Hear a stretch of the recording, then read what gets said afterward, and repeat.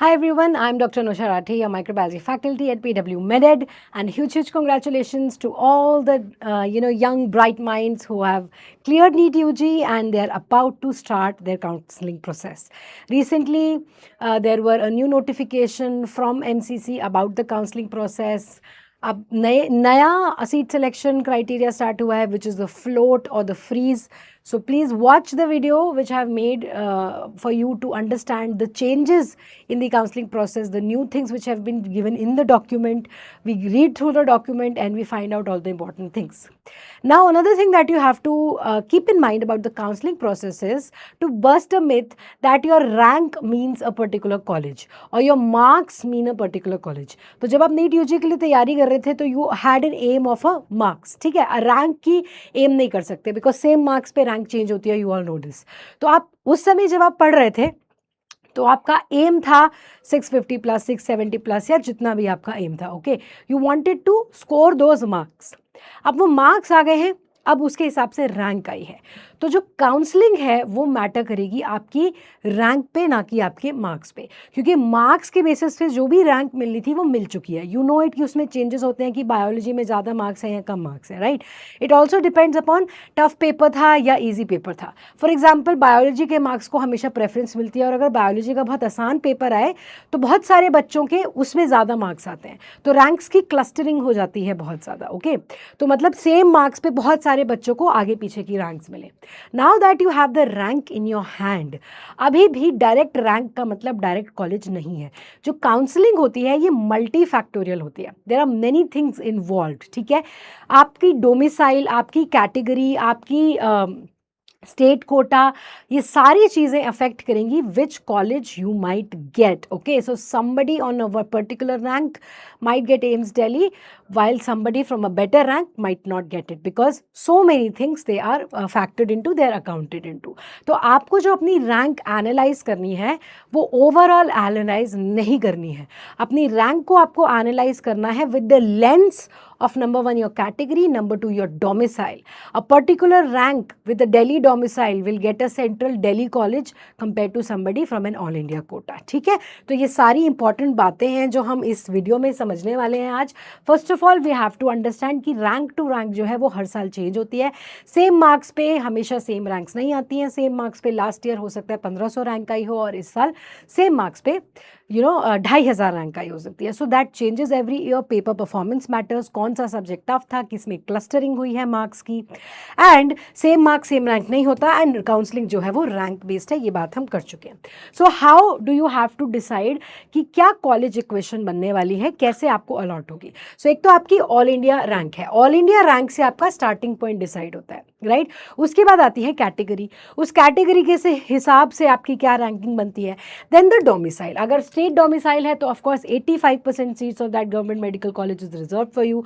तो हो सकता है आपकी ऑल इंडिया रैंक बहुत पीछे हो, लेकिन स्टेट रैंक जब बने तो उसमें आपका नंबर थोड़ा ऊपर आ जाए. So for that you always have to refer to the previous year patterns and the previous year trends कि कितनी रैंक पे इस स्टेट में इस कैटेगरी में पर्टिकुलर कॉलेज अलॉट हो रहा था. Okay, for example may be at 2500 rank in the OBC category in the Delhi domicile you were probably getting Maulana Azad, okay, and at probably 3500 you were getting UCMS. So that is how it is going to change with every year.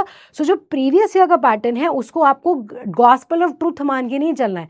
That is just an indication. वो आपको एक rough idea दे देगा कि कम इतने rank पे इतना कुछ हो जाता है, बट आप अपने दिमाग में बायस लेके मत चलो कि भाई मेरी रैंक पे मुझे ये कॉलेज तो कभी भी नहीं मिलेगा.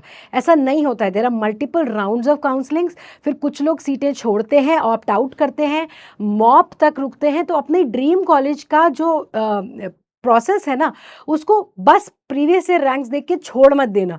कभी कभी बहुत सारी परम्यूटेशन कॉम्बिनेशन हो जाती है काउंसलिंग में और आपको अपना ड्रीम कॉलेज मिल जाता है. ओके, सो हमेशा आपको एक लिस्ट बनानी है कि ये मेरा ड्रीम कॉलेज है, ये मेरा बैकअप कॉलेज है और ये मेरा ऑल राइट कॉलेज है, ठीक है। सो हमेशा तीनों के लिए आपको पूरा ट्राई करना है, कभी भी पहले ही काउंसलिंग में या पहली बार में ये सोच के नहीं चलना कि भाई ये तो मुझे मिलेगा नहीं, so I will settle for this, ठीक है। So try for everything. और ये भी मत सोचना कि जो मेरा ड्रीम कॉलेज है उसके अलावा मैं कुछ और भरूंगा ही नहीं या किसी और चीज़ को ऑप्ट ही नहीं करूंगा। So now you have the freeze and float which is available. तो अगर फर्स्ट राउंड ऑफ काउंसलिंग में आपको आपका ड्रीम कॉलेज नहीं मिल रहा है, आपको थोड़ा लोअर आपका जो सेकेंड प्रेफरेंस या थर्ड प्रेफरेंस कॉलेज है वो मिल रहा है, तो आप उसको फ्लोट कर सकते हैं। You can opt for an upgradation.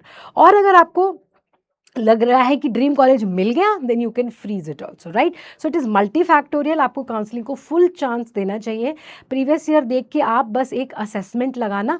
Don't believe कि आपके साथ एग्जैक्टली वही होने वाला है जो लास्ट ईयर इस रैंक के बच्चे के साथ हुआ था, ठीक है। बहुत सारी चीज़ें बदल जाती हैं, बहुत सारी चीज़ें बदल जाती हैं। Secondly what you have to really factor in is the budget, कि वो जो कॉलेज आपको मिल रहा है क्या वो आपके बजट में है। और बजट का मतलब सिर्फ और सिर्फ ट्यूशन फीस नहीं होता है। बजट का मतलब है कि हॉस्टल फीस, बजट का मतलब है खाने का खर्चा, बजट का मतलब है घर से कितना दूर है, तो ट्रैवल एक्सपेंसेस कितने होंगे। ये सारा बजट आपको फैक्टर इन करना है, कैलकुलेट करना है, तब जाके डिसाइड होगा कि how the counselling process is going to fare for you. तो इनिशियल सीट अलॉटमेंट होगा जिसमें हाईएस्ट कंपटीशन है, फिर अपग्रेडेशन होगी डिपेंडिंग अपॉन द वैकेंसीज। इसलिए आपका सीट्स का मूवमेंट बहुत ज़्यादा होता है, ठीक है। बहुत ज़्यादा सीट्स आगे पीछे मूव करती हैं, जिस वजह से कभी भी काउंसलिंग प्रोसेस पिछले साल के प्रोसेस को रेप्लिकेट नहीं करता है। तो इनफैक्ट आपके साथ कुछ भी हो सकता है। So be open to all the options. That is why you should always keep the 3 options in front of you, ठीक है। हो सकता है आपकी एक्सपेक्टेशन हो कि लास्ट ईयर की कट ऑफ रिपीट होगी, ऐसा नहीं है। ये सिर्फ रेफरेंस पॉइंट है। हर साल जो ट्रेंड्स हैं वो चेंज होते हैं, कैटेगरी एंड राउंड सब डिफर कर सकता है, इसलिए rank is more useful than the marks that you have gotten. All right, so the same rank and same marks as last year will definitely not mean same college this year, ठीक है। things change, all right। so आप 3 list बनाएंगे। Dream college क्या है, किस college को मिलने की आपकी स्ट्रॉन्गेस्ट पॉसिबिलिटीज है, then the realistic options depending upon the changes, and any safer options just in case that things don't go your way at all, then you have that safer option in front of you. So avoid filling only one particular choice. Please make a list of these choices and fill all of them. And also आप ये भी मत सोचना कि मेरा dream college इस rank पे नहीं मिलेगा तो मैं ड्रीम कॉलेज को भरूँ ही नहीं। Don't make that mistake. Sometimes you get that dream college, okay, because it is a multi factorial process. तो आप ये मत सोचो कि 18,000 रैंक पे मुझे क्या मिलेगा। आप ये पूछो कि मेरी ऑल इंडिया रैंक 18,000 है, ये कैटेगरी है, ये डोमिसाइल है, और मैं गवर्नमेंट मेडिकल सीट को प्रेफर कर रहा हूँ, तब मुझे कौन से ऑप्शंस हैं which can come my way. So it's very important to ask specific questions. That is why you can opt for personal counselling at the PWB medit at the given number. वहाँ पे आप exactly अपनी rank, category, domicile, budget and college preference डालोगे, then you will put in your sample query and you will get any responses and the answers. So based on that you can guide yourself. Otherwise you can take one-on-one mentor guidelines on the Telegram group where actual mentors and students are going to come and guide you. And always verify any information through the official sources. Only believe the MCC website and the government colleges websites, and no other third party website should be ever believed, okay। so complete information रखो, multiple rounds को compare करो, choices रखो, and एक prediction पे rely नहीं करना है, because it is not final until it is done। so counseling process में पूरा participate करने के बाद जो आपकी किस्मत में है वो आपके हाथ लगेगा, and I trust and I believe that all of you are going to find the right college for you and you're going to fall in the right place। I will see you soon in another short little video guiding you through the process. Don't forget to hit the Telegram group and the WhatsApp number that I've shared. And I will see you soon, guys. Thank you. Bye-bye.